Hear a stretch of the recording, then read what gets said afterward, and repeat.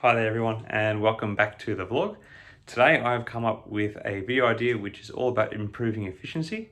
Now I love YouTube, hence why I started a channel. I think it's a great place to learn new things as well as an awesome source of entertainment.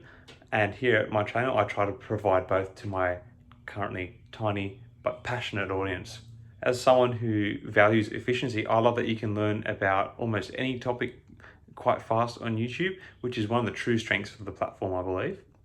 But something that has dawned on me recently is that while there are all these great resources out there on YouTube, a lot of them, particularly from more popular YouTubers, are quite inflated and have a fair bit of filler to them.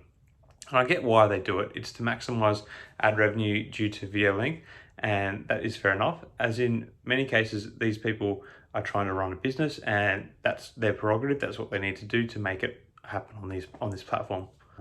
So what I wanted to try and do is to take some of the main ideas of some videos which I think are quite useful and condense them into a small version by eliminating, I guess, not the fluff, but like just eliminating like a lot of the extra filler that often is in these videos.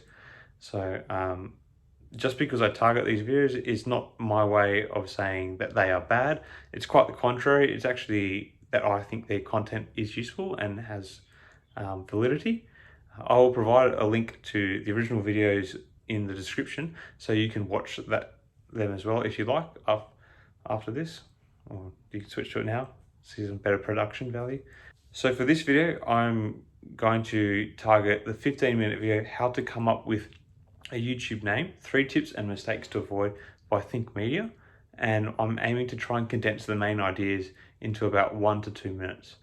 But before I do that, send some love my way and give this video a like and show some support for the vlog by subscribing, as this is a kind of way that I can get an indication of whether people are liking the content I'm putting out.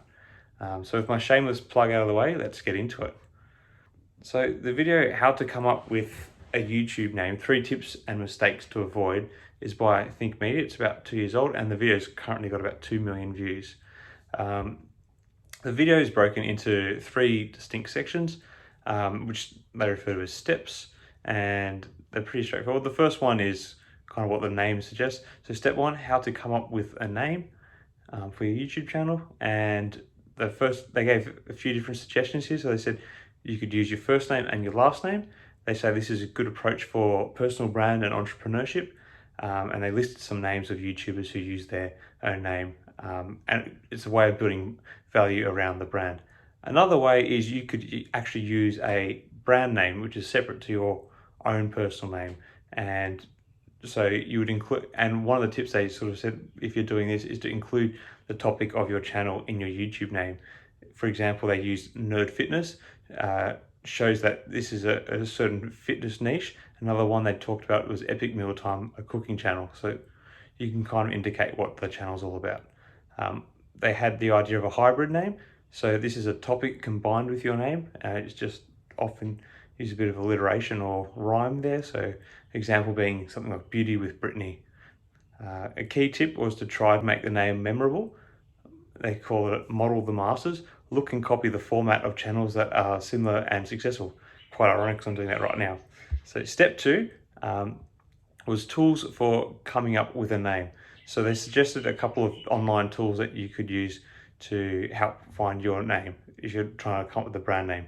So they recommended using thesaurus.com to find some synonyms to, like if you're looking for finance, a finance related channel, you could look at synonyms for finance, etc.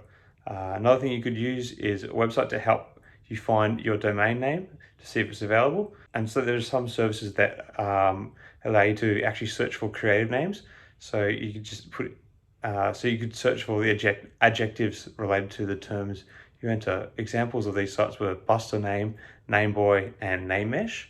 And the third step that the video goes into was to look at mistakes to avoid when coming up with a YouTube name. So the first one was pretty straightforward. Check online to see if anyone is already using their name. There could be copyright reasons there, and it could be something to consider with market share.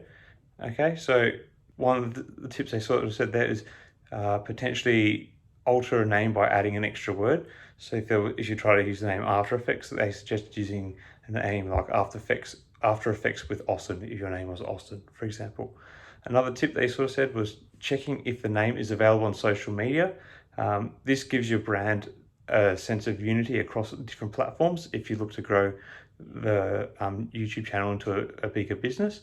And there was a great tool that they suggest there called namecheck.com, and it checks whether a name is available across many different social media platforms, many of which I hadn't seen nor heard before, so that was quite useful.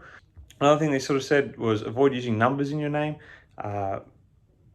just because it can be a bit confusing, doesn't look very professional.